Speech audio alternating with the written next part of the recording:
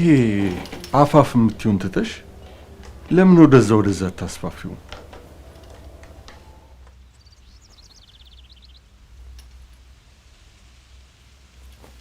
ለጫካው አስበው ከሆነ እኛ የምንገነባው ኢኮሎጂ ነው ማለት የአካባቢውን የተፈጥሮ ሀብትና ደን በማይነካ መልኩ ነው የምናለማው። ይሄማ አይሆን።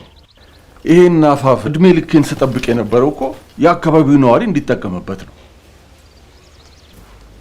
ዞሮ አቶ ሀሴ እያለቀ ያለ ጉዳይ ነው። መንግስት እንዲሁም በህጋዊ መንገድ እየሰራ እንዳለ የሚያውቀው ነገር ነው። መንግስት ምን አገባው? መንግስት እስከ ህዝብ አይደል? መሬቱ የህዝቡ አይደል እንዴ? ሀብት አለኝ ብለሽ የአካባቢው ነዋሪ ሲጠብቀው የነበረው መሬት ልትጠቀልይ ከመጣሽ ሞክር። አባደራ አባደራ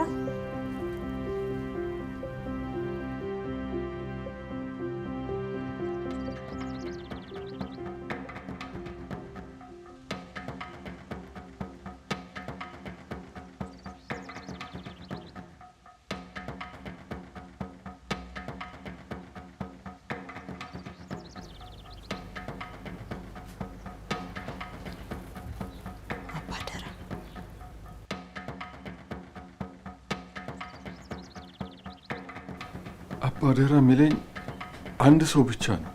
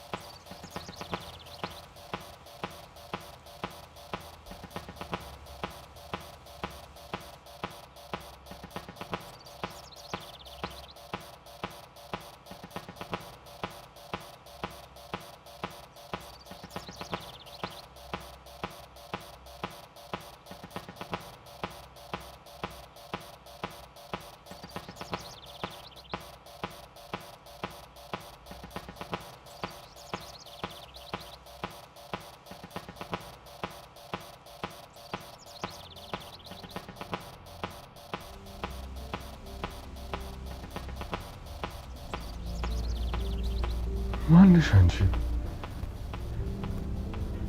ጓደኛ የሴት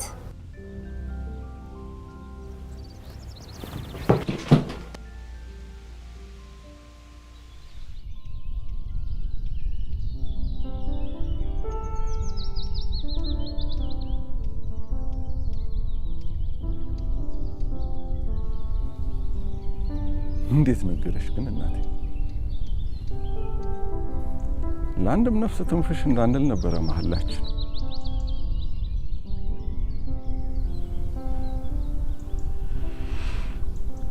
እዚህ ጉዳይ ካንተ ውጭ የሚያውቅ ሰው የለም ማለት ነው?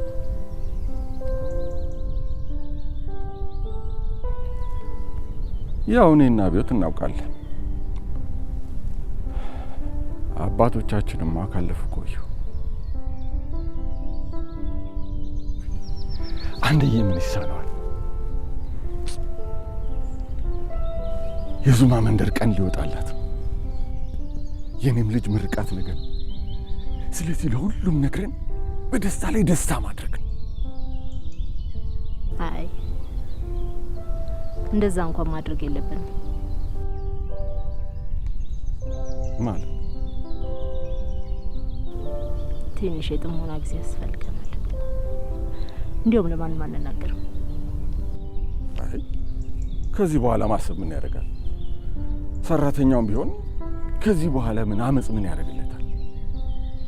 እንደውም ፍስሐ ነው፣ ተባብሮ መስራት ነው። እስካሁን ድረስ ጠብቀን አቆይተናል። አሁን ደግሞ ያንቺ ሀብትና እውቀት ሲደመርበት አቤት በቃ እንደውም ምንም መጠበቅ አያስፈልግም። ነገውን ወደ ስራ መግባት። ምንድነው እቅድ?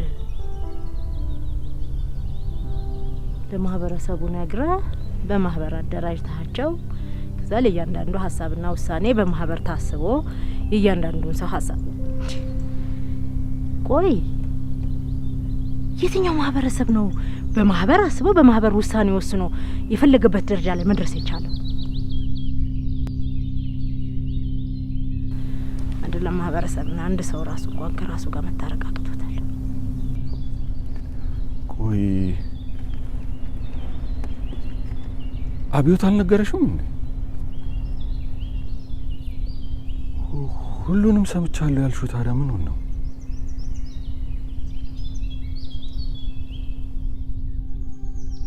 ሲጀመር አብዮት በሕይወት አለ?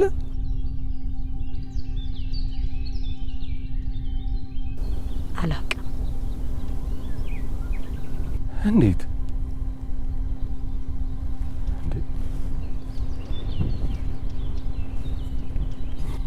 ማነሽ አንቺ? ሎጅ እሰራለሁ አስፋፋለሁ ምን እላለሁ የምትይው ምንድን ነው? ይኸውልህ አቶ ዋሴ ማህበረሰብ ምናምን የምትለውን ነገር ተውና ከኔ ጋር ከተስማማን ስራውን መቀጠል እንችላለን። የኔና የአብዮት መሀላ ደግሞ እንደዚህ አይደለም። በፍጹም እንደዚህ አይነት ነገር አልተነጋገርንም። ሲጀመር አብዮትን ብታውቂው ኖሮ እንዲህ ያለ ግራ የነፈሰ ሀሳብ ይዘሻት መጭም ነበር። ቆይ ስታስቢው ከአንቺ ጋር ተስማምቼ ስንት ዘመን አብሬው ኖርኩት ህዝብ ላይ እንደሸቅጥበት ነው። እንግዲህ አብዮት የለም ያለሁት እኔ ነኝ። ደሞስ ለዘመናት ተጋድሞበት የኖረውን ሀብት አለኝ የሚለው እኔ ደም ተፍቼ ለቁም ነገር ላብቃው ባልክ ምን መብት አላቸውና ነው የሚቀራመጡት? ለአንቺ ሲሆን ማን መብት ሰጠሽ? ምንድን ነሽ አንቺ? እንዴ ከየትም መጥተሽ ስንት ዘመን ተጠብቆ የኖረ ሀብት ንብረት ልትዘርፍ የመጣሽው አንቺ ማን ነሽ?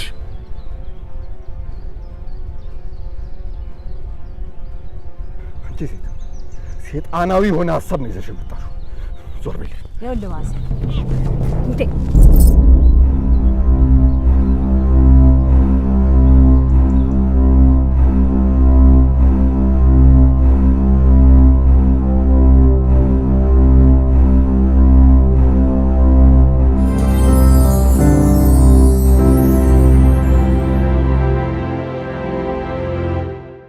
መጨረሻ